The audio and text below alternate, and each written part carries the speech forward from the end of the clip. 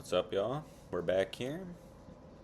UFC 305 update on how our picks went. It was a great card, very entertaining. A little disappointed with some of the results. We went 8 out of 12 on the picks. Took some big losses on big favorites. We could start with the top of the card. Izzy and Jerkis, man, that was brutal. I mean, Izzy was fighting a good fight. The first two rounds are really close. Jerkis did have a takedown in the first round. Almost had the choke in. First two rounds were really hard to score. Izzy took over big time in the third. And I had it 2-1 Jerkis going into the fourth. In the fourth, Izzy pieced him up pretty good. Maybe got a little overzealous. Jerkis got him on the floor, tapped him out, rear naked choke, and still, congratulations, Jerkis Duplessis. But that was one of our losses on the night. We did go 8 out of 12. I don't know how much longer Izzy has left. He says he wants to keep fighting, but he didn't look too good in there. His cardio wasn't great. He was getting hurt off the shots from Jerkis, who is a big middleweight, but Izzy also came in at 184, which means he isn't the biggest middleweight to begin with. But on to the next fight, we had Steve Erceg and France. This was another loss on the night. Steve Erceg was waiting. Not a lot of volume through the first round. It only lasted almost one round, but they were just both kind of sinking into the fight. Steve Erceg took a little too long. Kaikara hit him with an overhand, sat him down, got back up, did it again. That was all she wrote. France moving forward. He's calling for a title shot, but we'll see. 125 is weird right now. You got guys, obviously Makayev's not around anymore. He was a high contender. There's not a lot of meat up there at 125 right now, so Kaikar could get a title shot. He does have a lot of fans. Congratulations, Kaikar France. After that, we had, Mateusz Gamrot, Dan Hooker in the back of me, my boy Dan. Mateusz was a big favorite, minus 380 favorite over Dan Hangman Hooker. Dan Hangman did what he does, made it dirty, defended a ton of takedowns, got taken down a few times, got back up, nothing was significant. Once again, pulls that big underdog roll, about plus 300. By decision, was plus 650, Dan Hooker. Congratulations, Dan, big win. That was a loss for us on the night. And this is where most of the losses came, were those first three fights right there. Dan Hook, man, he knows how to get it done. He gets the damage off even during the grappling exchanges. And Mateusz was definitely a step behind. He didn't like getting backed up. Dan kept the pressure on him. Whatever it was going to take, he did it. He's got a big fight coming up for sure. He's probably going to get someone like Gaethje. Maybe get the Dustin rematch. Would be an entertaining fight. I'd like to see him get a top 5 opponent for sure. Congratulations, Dan Hooker. We had Jarhzino Rosenstruick versus Tuivasa. That was a very good fight. It got off to it's a very slow start. And then the second round, Ty picked it up. But Jarhzino was a step ahead, avoided all the big shots, tapped him up with his good kickboxing. All levels, head, body, legs. And, man, he looked great. He was like a minus 230 favorite. The Ty is on a 5-fight skid. UFC is probably going to release him. He gave us a lot of good moments while he was in the UFC. The shoeies and a lot of good moments in the hometown, especially in the Australian cards, Perth. But Jarhzino has a big fight coming up. He's probably going to get a top 5 opponent as well. Good luck to him. I think he is going to win his next fight. He's not going to fight for the belt. So that was a win for us. That was a higher confident pick as well. Carlos Prates versus Li Jingliang. Weird fight. Prates is a slow starter, but once he turns it on, it's just about over. He was knocking him down left and right. First round was Prates by a smudge because he did hurt him at the end of the round. The second round was huge by Prates before the finish, lighting him up. A lot of striking, really. He wasn't really kicking him or anything, but the Leech was off for a long time. We kind of expected that to happen. The odds were what they were. We said that in the last video. Just trust the odds in that one. Carlos Prates got it done. About minus 400 favorite. He has a big fight coming up. 170-pound division. He's going to get his first ranked opponent for sure. He might get into the rankings from that fight. That was a high confident pick for us.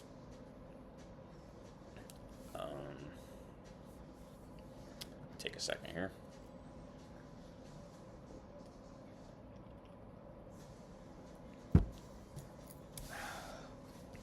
That concludes the main card, but then we hit a lot of picks here coming up on the rest of the card, the prelims especially. It was Valter Walker versus Junior Tafa. Valter Walker plus 100. He was a higher confident pick as well. Dog pick, slammed, first round finish. His striking isn't great, but he did use his whole gas tank to get it to the floor. Once he got it to the floor, it stayed on the floor.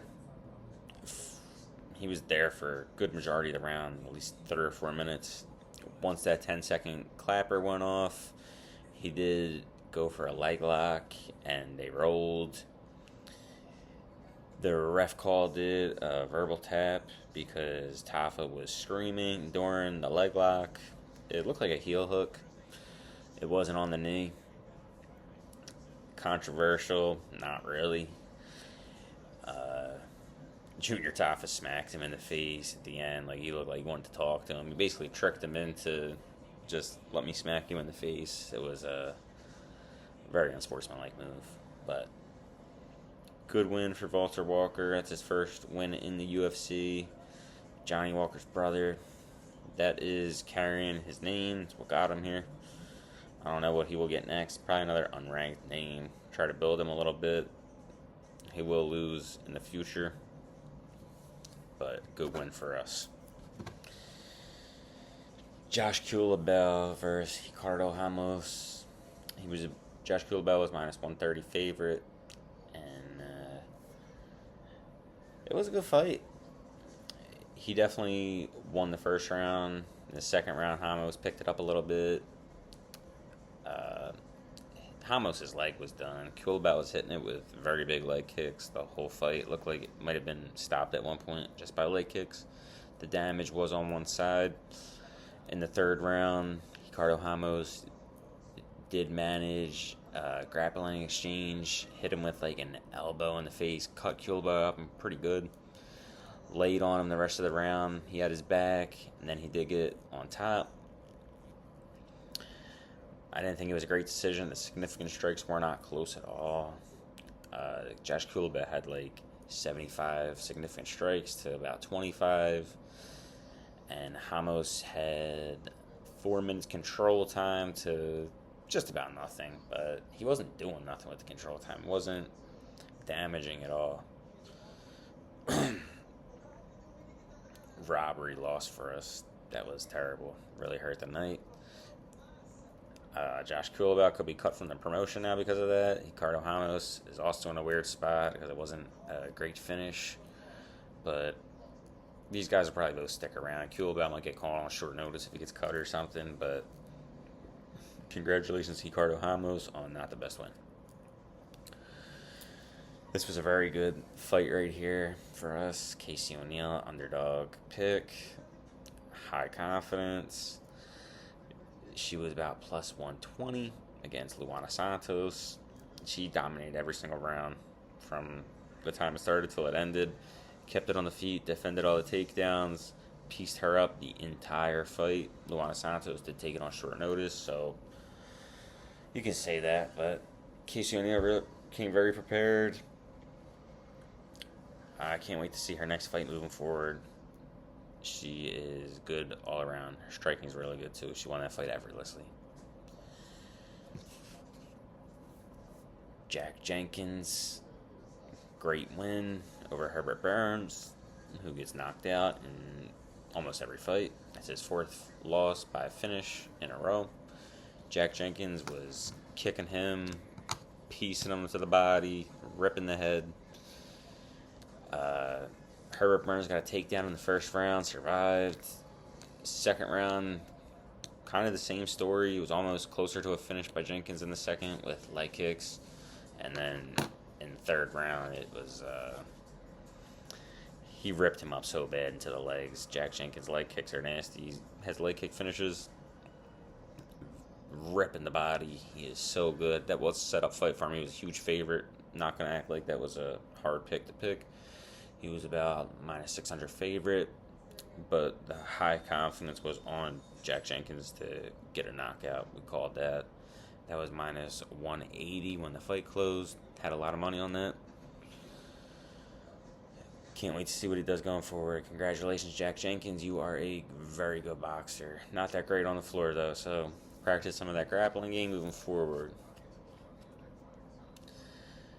Tom Nolan versus Alex Reyes. This was not a great performance by Tom Nolan. He was minus 1,000 favorite. He went all the way to the distance. It looked like he got hurt a couple times. Second round, probably. Alex Reyes was being very tough, but Tom Nolan, my man, you have to step it up. If you're minus 1,000 favorite, you got to lay that finish in there. I didn't really have any action on this fight, so it doesn't bother me. So it was entertaining as well. Alex Reyes, probably hang it up. I haven't won a fight since about 2016. Only 3 fights since then as well. Tom Nolan, congratulations. Go win.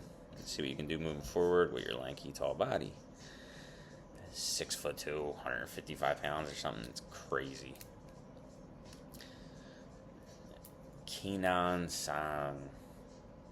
That was another great performance against Ricky Glenn. Minus 200 favorite. Looked like he should have been minus 1,000 favorite. He whooped his ass from pillar to pole. And that was another high confidence pick.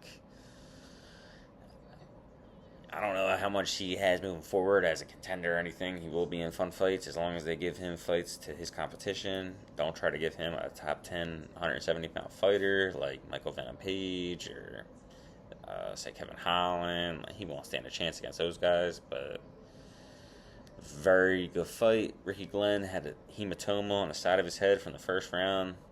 Fought all the way through 3 rounds. His corner should have definitely stopped it after the second round. That was disgusting. He didn't win a second of the fight. Kenan Sang, very impressive performance. Great striker. Thank you. And the first fight of the night was Jesus Aguilar versus Stewart Nicole. And Stewart Nicole was minus 200 favorite. We had Jesus Aguilar as an underdog, plus 160. Average confidence. He got the job done so quick. First round finish. I said he had a very good guillotine. And first round guillotine. Got it done. Thank you, Jesus Aguilar, Stewart Nicole, or whatever your name is. You'll stay in the promotion. You'll get another fight. 125 pounds. I'm sure you'll win it. But your striking's horrible. Your jits isn't great. The guillotine's not hard to defend. It's very easy choke. But Jesus Aguilar is nasty. That is his 7th win by submission. And that concludes the UFC 305 card. We did go 8-12 on our picks. Lost on some of the bigger name fights on the main card. Also hit very good underdog picks on the prelims. Casey Oneil, Valter Walker, Jesus Aguilar. Our losses on the night were minus 380 Gamrat, minus 170 Steve Erceg, and minus 110 Israel Adesanya. Also, Josh Cuilbou minus 130, which wasn't a robbery to me, but we did do pretty good on the cards still. 8 out of 12 isn't bad. I think next week will be better.